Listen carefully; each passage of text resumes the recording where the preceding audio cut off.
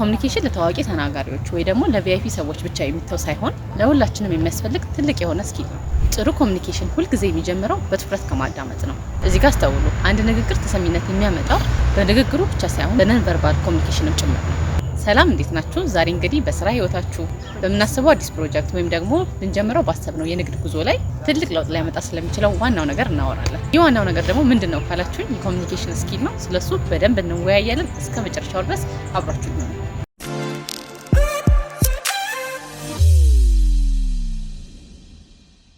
ብዙ ጊዜ ኮሚኒኬሽን የሚለውን ቃል ስንሰማ በአእምሯችን ላይ የሚመጣው በትላልቅ መድረኮች የሚደረጉ ንግግሮች፣ የተዋቡ የፖለቲከኞች ቃላቶችና ውስብስብ የሰዋሰው ህጎች ናቸው። ነገሩ በጣም ከባድና ለእኛ የማይመጥን ሊመስለንም ይችላል። ኮሚኒኬሽን ለታዋቂ ተናጋሪዎች ወይ ደግሞ ለቪአይፒ ሰዎች ብቻ የሚተው ሳይሆን ለሁላችንም የሚያስፈልግ ትልቅ የሆነ ስኪል ነው። ለምሳሌ ትንሽ የኦንላይን ሱቅ ቢኖራችሁ ኮንተንት ክሬሽን ላይ ብትሰማሩ፣ አሊያም ደግሞ ከሰዎች ጋር አንድ ስራ ለማደራጀት ብትሞክሩ የራስን ሀሳብ በግልጽ ለማስረዳትና የሌሎችን ፍላጎትን ለመረዳት በጥሩ ሁኔታ ስኬታማ በሆኑና ባልሆኑ ሰዎች መካከል ያለው ልዩነት ኮሚኒኬሽን ነው። ስለዚህ ይህንን የኮሚኒኬሽን ስኪል ለሁላችንም በሚሆን መልኩ በደንብ እናየው።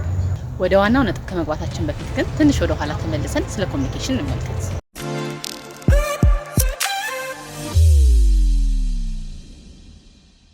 የሰው ልጅ ኮሚኒኬት ማድረግ የጀመረው ዛሬ አይደለም፣ ከጥንት ጀምሮ የነበረ ነገር ነው።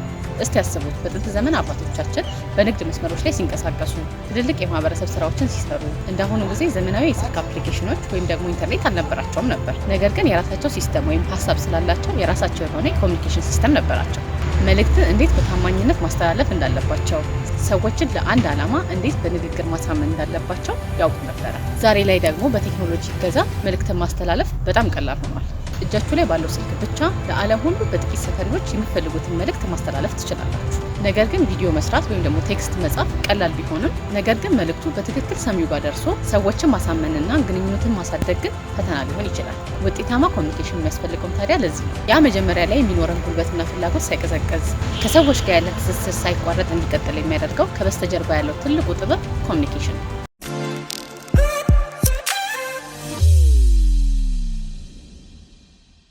አራት ዋና የሆኑ የኮሚኒኬሽን ችሎታዎችን ልንገራችሁ። የመጀመሪያው በጥልቀት ማዳመጥ ነው። በጥልቀት ሳታዳምጡ የሰውን ፍላጎት ሳታውቁ ትክክለኛ የሆነ ኮሚኒኬሽንን መፍጠር አትችሉም። ጥሩ ኮሚኒኬሽን ሁልጊዜ የሚጀምረው በትኩረት ከማዳመጥ ነው። ሁሉንም ነገር አውቃለሁ በማለት በብዛት ከመናገር ይልቅ ማዳመጥ በጣም ጠቃሚ ነው። ሰው ሲያወራ ይህ ሰው ሊነግረኝ የፈለገው ምንድን ነው ብላችሁ እራሳችሁን ጠይቁ። የማዳመጥ ስልታችሁ ደግሞ ትኩረት ያለው መሆን አለበት። ይህም ማለት የሰውን ሀሳብ ሳታቋርጡ በአይን እይታ በመታገዝና መልስ ለመስጠት ከመቸኮል ይልቅ ሰውን ለመረዳት ዝግጁ መሆን ማለት ነው። ለምሳሌ ሰው ሲያወራ ወይ ደግሞ ደንበኛችሁ ሲያወራ ቀጣይ የምትሉትን ለመናገር ከማሰብ ይልቅ እሱ ተናግሮ እስኪጨርስ ድረስ በጥሞና ስታዳምጡት ልዩነቱን ታያላችሁ። ያኔ የሰውን ስሜት መረዳት ትችላላችሁ።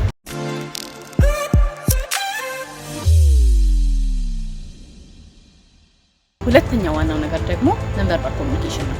ከኮሚኒኬሽን ክፍሎች በሙሉ ይሄ ጥንቃቄ የሚፈልገው ነው። ይሄን ለማድረግ ተዋናይ መሆን አይጠበቅባችሁም። ነገር ግን የሰውነታችሁን እንቅስቃሴ ጠጋ ብላችሁ ማወቅ አለባችሁ። የሳይንሱ መረጃ ወይ ደግሞ በኮሚኒኬሽን ቋንቋ ቦዲ ላንጉዌጅ የምንለው ማለት ነው። ስትናገሩ የፊታችሁ ገጽታ ምን ይመስላል? የእጃችሁ እንቅስቃሴ ምንን ይገልጻል? የድምጻችሁ ቃና ምን ያህል ነው? እነዚህም በደንብ መረዳት ግድ ይላል። ጀማሪዎች ብዙ ጊዜ የሚሰሩት ትልቁ ስህተት ምንድነው? የሚናገሩት ነገር ደስተኛ ወይ ደግሞ መልካም ቃል ሆኖ ፊታቸው ግን የተበሳጨ ስሜት ወይ ደግሞ ያኮረፈ ሰው ሊመስል ይችላል። ለሰው ደስ ብሎኛል እያሉ ፊትን አጥቆሮ ማሳየት ማለት ነው። ይሄ ፍጹም ስህተት ነው። ከመጀመሪያው ቀን ጀምሮ የምትናገሩትን ቃልና የምታሳዩትን ስሜት ሙሉ በሙሉ አስተውሉት። የእያንዳንዱ ቃል ክብደት፣ የምታወጡት የድምጽ ኃይል በግልጽ ወቁት። እንዲሁም ሁልጊዜም ቢሆን ናቹራል ለመሆን መሞከር ጥሩ። እዚህ ጋር አስተውሉ፣ አንድ ንግግር ተሰሚነት የሚያመጣው በንግግሩ ብቻ ሳይሆን በነን ቨርባል ኮሚኒኬሽንም ጭምር ነው።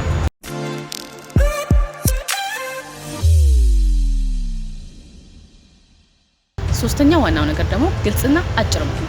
እንደ ጥሩ ተናጋሪ ብዙ ጊዜ ጠላታችን ዋናውን ነገር በመተው ሰዎችን የሚያሰለቹ ረጃጅም ወሬዎችን በማብዛት ነው። ንግግር ስትጀምሩ ልትናገሩት የምትፈልጉት ሀሳብ በአንድ ጊዜ ወደ አይምሯችሁ ሊመጣና ሊያጨናንቃችሁና ልትረሱት ትችላላችሁ። ስለዚህ ብዙ ጊዜ ቅድሚያ መናገር ያለባችሁ ነገሮች አስቀድሙ።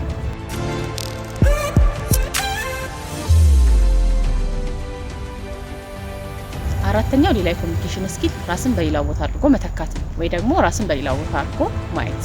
ምናልባት አሁን ላይ በቤታችሁ ሆናችሁ ከሰው ጋር ብዙ ኮሚኒኬሽን ባይኖራችሁ እንኳን የሆነ ሰዓት ላይ ከሰው ጋር ኮሚኒኬሽን ሊኖራችሁ ይችላል። ከተለያዩ ሰዎች ጋር ሊኖረን በሚችለው ኮሚኒኬሽን ግልጽ የሆነ ንግግር አስፈላጊ ነው። አሁን ያወራንባቸውን ዋና ነገሮች በሰፊው ካየን ይህንን የኮሚኒኬሽን ስኪል ከዛሬ ጀምሮ በህይወታችን ላይ እንዴት ማሳደግ እንችላለን የሚለውን እንመልከት።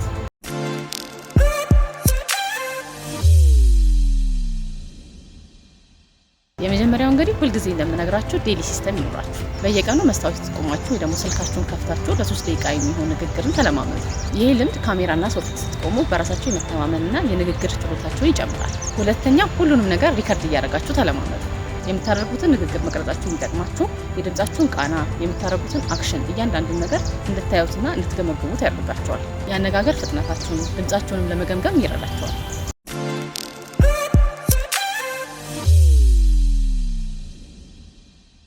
ሶስተኛው ደግሞ ከስህተታችሁ ቶሎ ተማሩ። መጀመሪያ ላይ አንዳንድ የተሳሳቱ አገላለጾችን በመጠቀም ንግግር በምታደርጉበት ሰዓት ላይ ልትሳሳቱ ትችላላችሁ። ምናልባት ቃላት ሊጠፋባችሁ ይችላል።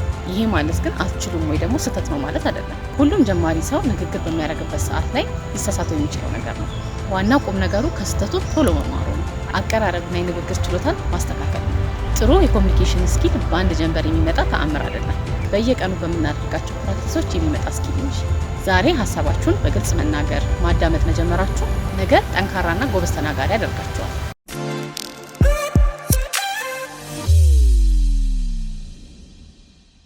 እስካሁን ካየናቸው 4 ዋና ዋና የኮሚኒኬሽን ስኪሎች ውስጥ ለእናንተ ለመለማመድ ከባድ የሆነባችሁ የትኛው ነው? በጥልቀት ማዳመጥ ነው? ነንቨርባል ኮሚኒኬሽን ነው? ሀሳብን አጭር ማድረግ ነው? ወይስ ራስን በሌላ ሰው ቦታ ማየት ነው? ከታች በኮሜንት መስጫው ላይ ሀሳባችሁን አጋሩን፣ እንወያይበታለን። ይህ ቪዲዮ ጠቃሚ ሆኖ ካገኛችሁትና ለሌሎችም ይረዳል ብላችሁ ካሰባችሁ ላይክ እና ሼር ማድረጋችሁን እንዳትረሱ። እንደዚህ አይነት ተግባራዊ የሆኑ የቢዝነስ፣ የፈጠራ፣ ፐርሰናል ዲቨሎፕመንት ላይ ያሉ ሀሳቦች እንዲደርሳችሁ ቻናላችንን ሰብስክራይብ ማድረግ እንዳትረሱ። ስለተከታተላችሁኝ በጣም አመሰግናለሁ። ህልማችሁና ስራችሁን መገንባት መቼም እንዳታቆሙ። በሚቀጥለው ቪዲዮ በሌላ ርዕስ እንገናኛለን። ቻው።